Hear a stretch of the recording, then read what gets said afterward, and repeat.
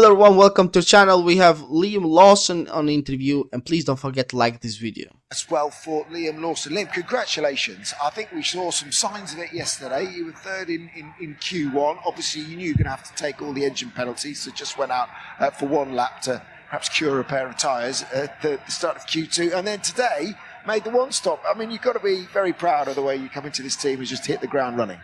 Yeah, today was good. Today was really, really good. I think, I felt like after yesterday, we didn't get to show the true pace. I think we showed in Q1, obviously, but, with track evo and everything like that, I think we would have improved in Q2 and had a solid shot at Q3. So I knew we were going to have speed today, or I hoped we'd have speed, but obviously the race is very different. We made a big step with the car yesterday, but you never know if it's going to be the same in the race.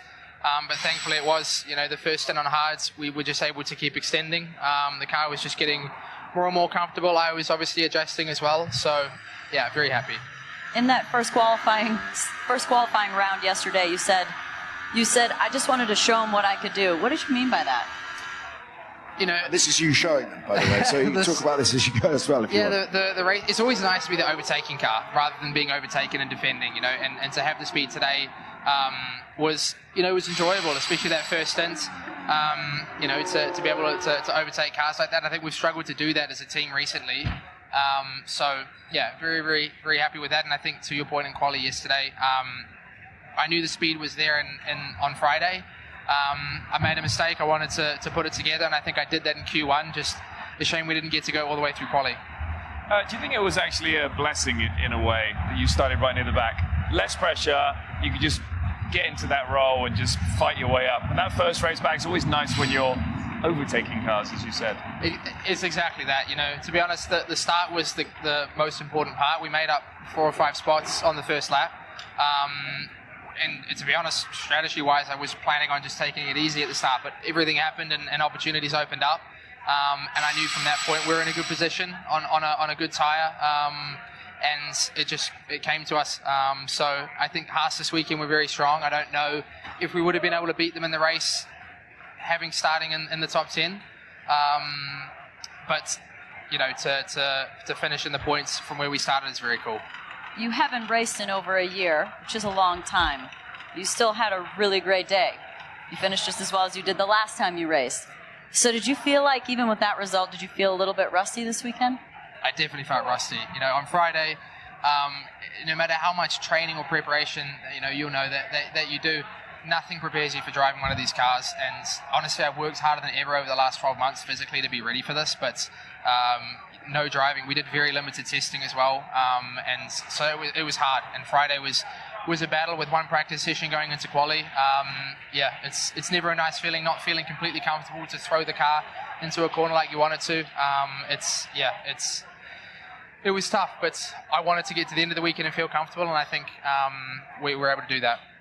Christian just said you look like a veteran out there, just coming in, stepping into their car. That's high praise indeed. There's with what's going on at the senior team, you must know that there's even bigger prize at stake. I know you're very... Put some more pressure on him. I don't want to pile it on, but come on, you've got to be aware right now what's going on within the Red Bull family. So what's your job? What would constitute a good finish to this season for you? Points every race? Is the car capable of that, do you think, on the variety of circuits? The goal every weekend is points. I know that they have an expectation on me, but at the end of the day, I've got an expectation on myself as well to do a job. I want to stay in Formula One and have a full-time seat next year, and these races are my key to doing that. So, from my side, I'm taking it weekend by weekend.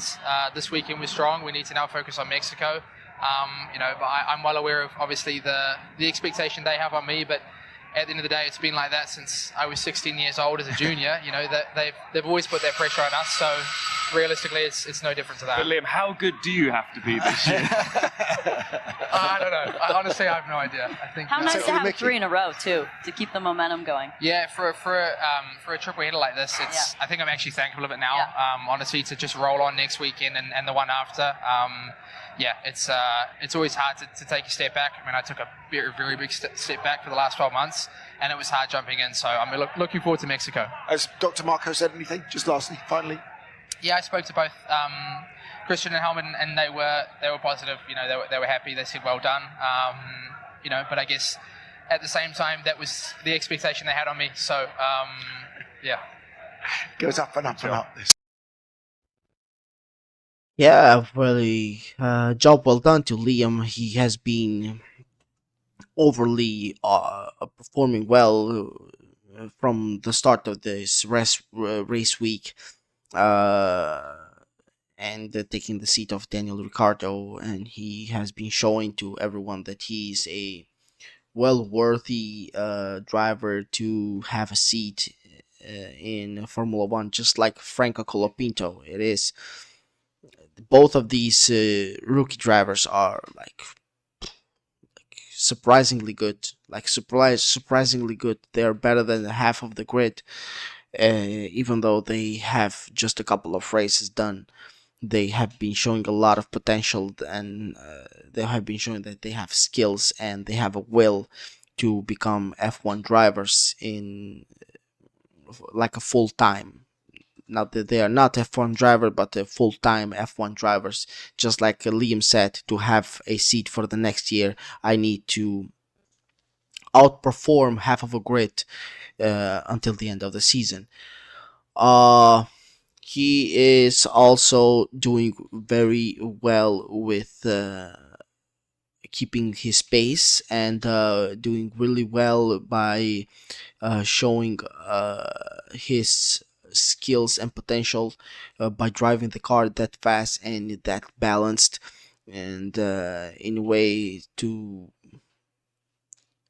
like stay up into the points where that's what is required from him to earn points for team, and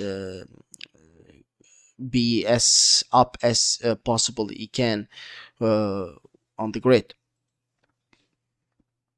Either way, there are a lot of still a lot of races to go, and the next couple of races are going to be really hard, especially in the Saudi Arabia and Qatar. They're going to be like hell races where there are going to be a lot of sweat, and you need to have a lot of